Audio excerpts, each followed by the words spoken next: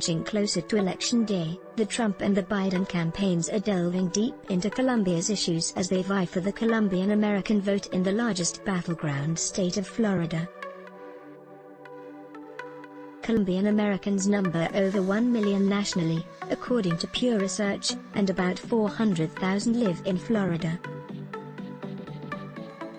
An estimated 200,000 are eligible voters, making them one of the largest Latino voting groups in the state behind Cubans and Puerto Ricans, according to Florida International University professor Eduardo Gamarra. Although most Colombian Americans are Democrats, support for Trump among Florida Colombians has grown by about 5 to 8%, according to Gamarra, who does polling through AdsMobile.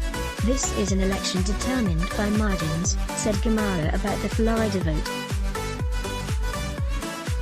Are there going to be more Colombians on November 3rd voting Republican? Yes. Should that worry the Democrats? Yes, he said. Although experts agree most Colombians vote based on domestic policy, events and politicians in their home country are dominating the conversation and the campaign appeals. On Saturday, President Donald Trump congratulated former conservative Colombian President Álvaro Uribe for his release from house arrest, calling him a hero, in what Trump called the fight against Castrochavismo, referring to the late socialist leaders of Cuba and Venezuela, Fidel Castro and Hugo Chavez. It's a narrative Trump has been pushing among Florida Latinos.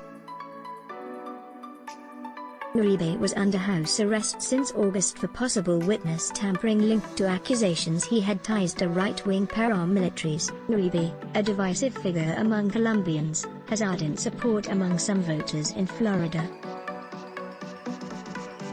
To some, he saved Colombia from a bloody civil war involving Marxist rebels, while others view him as a human rights abuser. A Miami-Dade County Commission recently approved the naming of a street after Uribe, after a group of Colombian Americans urged commissioners to honor him. The Trump campaign has also seized on a comment over the summer by Gustavo Petro, a Colombian ex-guerrilla member and leftist politician, who caused an uproar when he stated in an interview that if he could, he would vote for Biden. On Monday, the Trump campaign released a digital ad with video of Petro saying he would vote for Biden and, like in previous television ads, compared Biden to Petro and other leftist leaders. Related last week, Biden wrote an op-ed in one of Colombia's leading newspapers, El Tiempo, where he denounced the 1985 attack of the country's Palace of Justice by leftist M19 guerrillas that left 115 people dead, including 11 Supreme Court justices. The injustice of gunning down judges with impunity, Biden wrote. The cowardice of those criminals who feared extradition to face trial in the United States. In the piece, Biden touted his support for Plan Colombia, a $10 billion aid package aimed at fighting drug trafficking and the Revolutionary Armed Forces of Colombia, FARC. Colombian-born Juanes Gonzalez, who served as a special advisor to Biden and as Deputy Assistant Secretary of State, said that people who know the history of U.S.-Colombia relations understand that Joe Biden has an excellent record on Colombia and he has been a champion of U.S.-Colombia relations. Gonzalez accompanied Biden on multiple trips to Colombia during the latter's time as vice president. He said Trump uses the socialism argument to scare voters because he does not have a plan and does not want to talk about how he has failed to govern. There are Republicans who know they cannot win this election by debating the facts or the issues, Gonzalez said. Therefore, they are in the active disinformation campaign to call into question the vice president's record. Biden has an active Colombianos con Biden group that does phone banking to Colombian voters, holds Zoom meetings with the community, and participates in caravans on weekends, something that has become increasingly popular in South Florida. Trump has been using the power of the incumbency in his appeal to voters. National Security Advisor Robert O'Brien unveiled the administration's Western Hemisphere strategy at a gathering of Colombian Americans in South Florida in August before meeting with President Ivan Duque, an Uribe protégé, in Colombia. From Colombia, appeals, disinformation aimed at U.S. voters. Part of the increase in support for Trump could stem from the influence of some conservative elected officials in Colombia who have been endorsing Trump and casting Biden as a socialist. Senator Maria Fernanda Cabal recently posted on Instagram that Obama, Biden and former Colombian President Juan Manuel Santos left us an inheritance of mafia, war, and drugs, referring to the peace deal with the Revolutionary Armed Forces of Colombia to end 5 decades of a bloody civil war.